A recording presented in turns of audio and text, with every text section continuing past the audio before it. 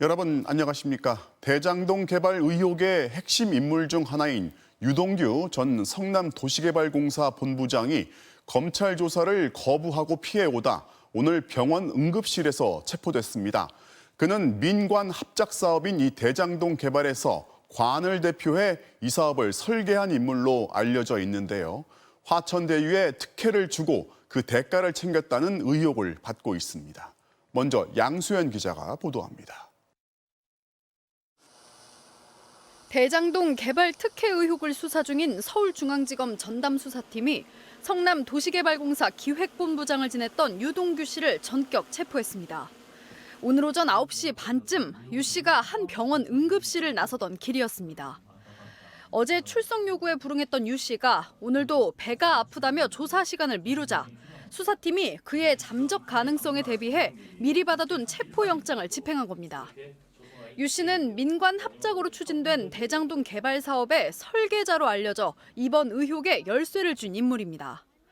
사업자 선정과 배당 구조 설계 등에 깊숙이 관여하며 시행사 화천대유에게서 거액을 받았다는 의혹에도 휩싸여 있습니다. 다만 유 씨는 사업 추진 당시로선 최선의 설계였다며 모든 의혹을 부인하고 있습니다. 그러나 검찰은 대장동 의혹의 또 다른 핵심 인물인 정영학 회계사를 조사하는 과정에서 특혜와 로비 관련 정황이 담긴 녹취 파일 등을 확보했습니다. 유 씨가 인허가 관련 로비나 개발 수익 분배 등을 놓고 화천대유 측 인사들과 나눈 대화 내용에 검찰은 주목하고 있습니다. 오늘 조사에서도 녹취 파일에서 드러난 정황을 토대로 유 씨를 집중 추궁한 걸로 알려졌습니다. 검찰은 유 씨 조사에 앞서 대장동 개발 사업을 주관한 성남도시개발공사의 당시 수익 배당 설계 과정에서 유 씨와 이견을 보였던 것으로 알려진 이모 씨를 어제 조사했습니다. 화천대유 측에 특혜를 제공하고 금품을 받은 혐의가 드러날 경우 유 씨에게는 사후수뢰죄가 적용될 수 있습니다.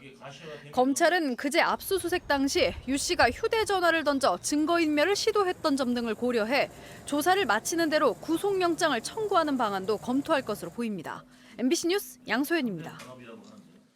검찰과 별도로 경기 남부청의 전담 수사팀을 꾸린 경찰은 김만배 씨 등 8명을 출국 금지시켰습니다. 경찰이 화천대유의 수상한 자금 흐름을 포착하고 수사에 착수한 게 5개월 전인데 이제서야 출국 금지를 시킨 걸 두고 뒷북이라는 지적도 나옵니다. 이문현 기자입니다. 경찰이 대장동 개발 특혜 의혹의 핵심 인물 8명을 출국 금지 조치했습니다. 성남도시개발공사 관련 인물 중에선 대장동 일대의 민간합동 개발을 추진한 유동규 전 기획본부장과 사업자 심사에 참석했던 정민용 변호사가 출국 금지됐습니다. 대장동 개발 자산관리사 화천대유에선 지분 100%를 가진 대주주 김만배 씨와 이성문 전 대표가 출국 금지됐고 또 대장동의 투자에 거액을 배당받은 천화동인 이한성 이사와 김만배 씨의 친누나 등이 출국 금지 명단에 올랐습니다. 수사팀도 크게 확대됐습니다. 대장동 사업 특혜 의혹과 50억 원 퇴직금 의혹 두 고발 사건을 넘겨받은 경기 남부경찰청은 62명 규모의 수사팀을 꾸렸습니다. 기존 38명 수사팀에 24명을 더 충원한 겁니다. 경찰은 국민적 관심 사안인 점을 고려해 국가수사본부가 직접 수사를 지휘하고 있다고도 설명했습니다.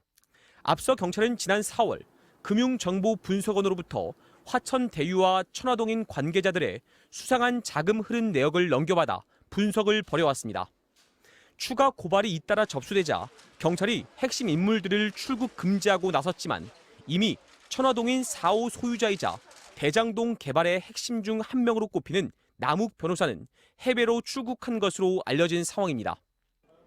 사태의 파장이 커지고 검찰이 압수수색까지 나선 뒤에야 경찰이 조치에 나서면서 뒷북 수사라는 비판도 나오고 있습니다. MBC 뉴스 이문현입니다. 문재인 정부의 마지막 국정감사가 오늘부터 시작됐습니다. 그런데 여야가 걸어둔 이 손피켓으로 예상 가능하지만 국정의 잘잘못을 따지는 자리가 아니라 대장동 의혹을 두고 정쟁하는 자리가 돼버렸습니다. 결국 시작부터 파행이었습니다. 보도에 김재경 기자입니다. 국민의힘 의원들은 7개 상임위원회에서 열린 모든 국정감사장에 대장동 의혹 특검 수용을 요구하는 팻말을 좌석 앞과 마이크에 부착했습니다. 교육부, 과기부 등 대장동 의혹과 별 관련 없는 피감기관 국정감사장에까지 들고 나왔습니다. 이게 왜 교육에 관계없어요? 불로소득, 불법 소득을 갖다가 하라고 우리가 가르칠 수 없는 거 아닙니까? 행안위에 오시면 행안위에 맞는 국정감사를 하시죠. 하루 종일 한다면 그럼 밖에 나가서 하시든지. 이재명 경기지사를 겨냥한 특검을 거부하는 자가 범인이라는 국민의힘 구호에 일부 민주당 의원들은 돈 받은 자가 범인이라며 곽상도 의원을 겨냥한 맞불을 놓기도 했습니다. 국민의힘 게이트라고 하는 겁니다. 곽상도 의원의 국회의원직 제명을 거부하는 자가 바로 범인입니다. 너무 이 부분에 대해서 예민하게 반응하시지 말고 예민하게 반응하는 자가 범인이다. 팻말을 둘러싼 여야 신경전이 가열되면서 국정감사가 열린 상임위 7곳 모두 피감기관에 대한 질의 한 번 제대로 못한 채 오전에 감사가 중지되는 등의 파행을 빚었습니다.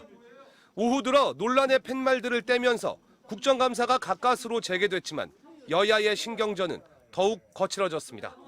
MBC 뉴스 김재경입니다. 네, 다음은 코로나19 소식입니다. 오늘 새로 발생한 확진자 수는 2,486명, 요일 기준으로 벌써 8일 연속 최다 기록을 이어가고 있습니다. 여기에 앞으로 2차례나 연휴가 있다 보니까 정부는 지금의 거리 두기를 2주 동안 더 연장하기로 했는데요. 개천절 연휴를 앞둔 금요일 도심 상황 어떤지 취재기자 연결해서 알아보겠습니다. 조희영 기자. 네, 서울 경의선 숲길입니다. 이곳은 식당과 카페들이 밀집해 있어 20, 30대들이 자주 찾는 곳인데요. 내일부터 시작되는 개천절 연휴를 앞두고 거리에는 사람들이 모여들고 있습니다. 식당 대기줄도 더 길어졌고 확실히 예전보다 사람들이 북적이는 분위기입니다. 연휴 이후 4차 유행이 더 확산하진 않을지 우려되는데요. 이와 관련해 정부는 수도권 4단계, 비수도권 3단계인 현행 거리 두기를 2주 더 연장했습니다. 사적 모임 인원 제한도 4단계 지역은 6명, 3단계 지역은 8명으로 그대로 유지됩니다. 동시에 접종 완료자에 대해선 부분적으로 방역 완화 혜택이 적용됩니다. 결혼식은 접종 완료자 50명을 포함하면 최대 99명까지 참석이 가능하고 식사를 하지 않으면 199명까지 허용됩니다. 돌잔치는 현재 인원 제한에서 접종 완료자만 추가하면 최대 49명까지 모일 수 있습니다. 4단계 지역의 실외 체육시설은 접종 완료자를 포함해 종목별 경기 인원의 1.5배까지 허용됩니다. 거리두기 연장에 대한 김부겸 총리의 말 들어보시겠습니다. 고통을 겪고 계신 소상공인 자영업자 분들의 심정을 충분히 이해를 합니다만은 지금 당장 전면적인 방역 완화에 나서기에는 이 방역 상황이 엄중하다고 봅니다. 정부는 앞으로 2주간 확산 규모를 통제하지 못한다면 단계적 완화로의 전환 자체가 위태로워질 수 있다고 내다봤습니다.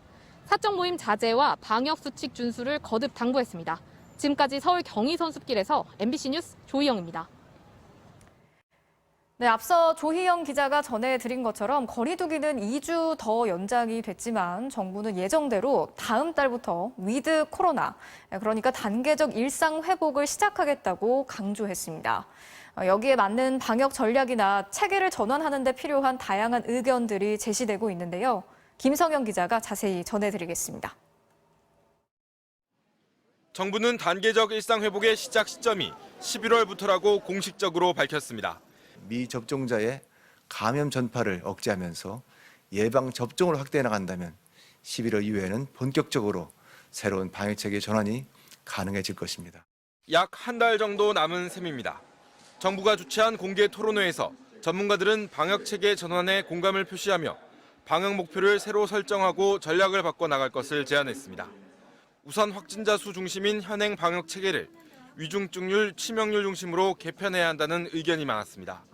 예를 들면 접종 완료율 70%의 중증 환자 3,400명이면 1단계, 80%면 2단계, 80% 이상이고 중증 환자가 300명 미만이면 일상 회복을 의미하는 3단계로 나누는 겁니다.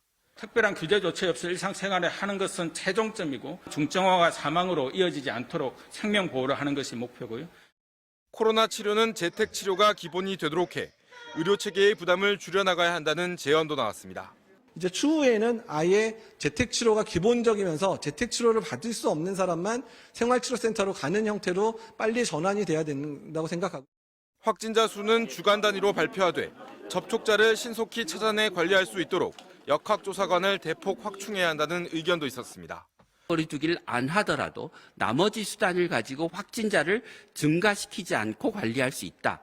역학조사가 효과가 있기 위해서는 빨리 진단하고 빨리 격리가 이루어져야 됩니다. 전문가들은 또 완전한 일상 회복까지는 4-5달이 걸리는 만큼 늦어도 11월 중순엔 방역 체계를 전환해야 내년 봄 5차 유행을 피할 수 있다고 강조했습니다. MBC 뉴스 김상현입니다.